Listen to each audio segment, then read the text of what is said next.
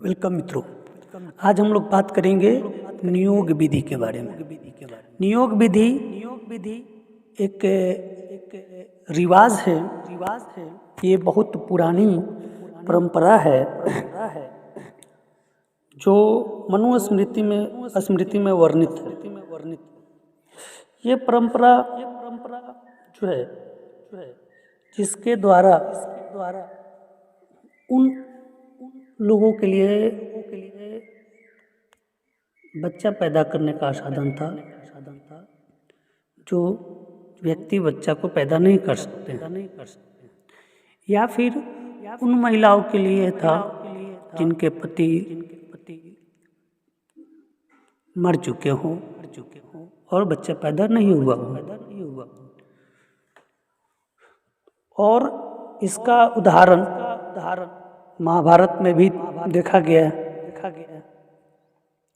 नियोग उस समय के स्थिति के हिसाब से शायद सही हो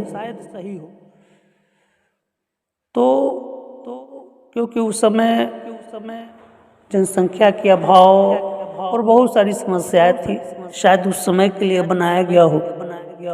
परंतु आज के लिए तो ये अनुचित है क्योंकि साइंस डेवलप हो चुका है और इसके बहुत सारे उपाय जो जेन्युइन हैं, इलाज है जिससे ये ठीक हो सकता है। या फिर उस समय पूर्ण विवाह शायद नहीं होता हो, इसलिए ऐसा हो। अब तो पूर्ण विवाह भी संभव है। तो नियोग विधि पर हम लोग बात करते हैं कि ये आम रीति रिवाज की तरह उस समय नियोग विधि था, जिससे जो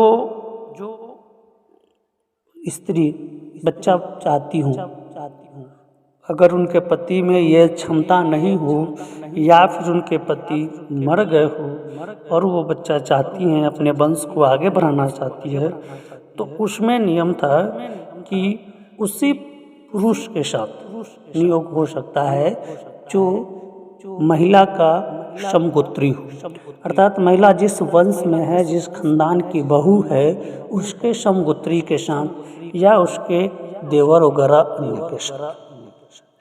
हाँ, उस नियोग में जो व्यक्ति का चुनाव होता था, अगर पुरुष है, पति है, तो उनके इच्छा के अनुसार पति तय करते थे कि कौन से व्यक्ति हम जो है हमारे पति के साथ नियोग करेगा। अर्थात जो व्यक्ति नियोग में शामिल होता था, जिसका सिलेक्शन होता था, जिसका चुनाव होता था, उस व्यक्ति को नियोगकर्ता कहा जाता था। नियोगदाता भी कहते थे। नियोग के कुछ रूल कानून थे, कायदे थे। उसका नियम था कि नियोग में जो व्यक्ति शामिल हो या जो महिला शामिल हो, वो केवल संतान की प्राप्ति के लिए ही इस रिवाज का पालन करेंगे, ना कि अपने सुख के लिए। इसलिए उस नियोग विधि में, नियोग रिवाज में चंदन का लेप उनके शरीर पे लगा दिया जाता था। स्त्री और पुरुष दोनों के शरीर पे सुना जाता है कि चंदन का लेप लगाया जाता था,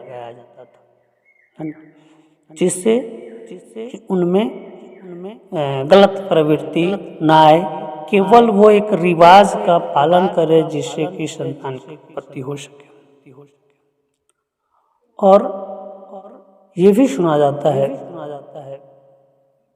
कि उसमें या उस विधि से जो संतान उत्पन्न होते थे, उस संतान पर हक केवल उस व्यक्ति का होता था, या उस बच्चा का नाम उस व्यक्ति के नाम के साथ जोड़ा जाता था जिस व्यक्ति का वो पत्नी होती थी।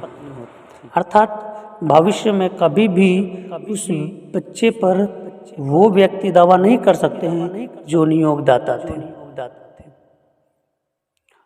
बल्कि दावा उसी व्यक्ति का होता था जिसकी पत्नी होती थी।